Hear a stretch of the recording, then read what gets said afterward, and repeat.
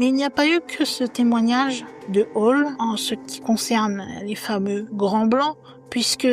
d'autres anciens employés, qu'ils soient civils ou militaires qui ont travaillé à la base de Nellis, donc dans le Nevada, vont rapporter des rencontres assez similaires. La plupart du temps, ils vont parler de silhouettes très grandes, d'un blanc éclatant, qu'ils voyaient de loin à Nellis ou même à Groom Lake, qui se trouvait près de la zone 51. Et même s'il reste anonyme, lorsque l'on lit tous les contenus qui ont été faits, donc sur tous les rapports si vous préférez, eh bien, ils se recoupent tous et souvent on peut remarquer que même si eux, contrairement à Hall, ont observé ces extraterrestres de loin, eh bien, ils ont une description qui reste assez similaire à celle de Charles Hall, qui lui, pour le coup, les a vus de plus près. Ils décrivent une attitude calme, un comportement étrange et des apparitions furtives. C'est en gros ce qu'a expliqué Hall, mais de façon plus détaillée et en expliquant pourquoi ils agissaient ainsi,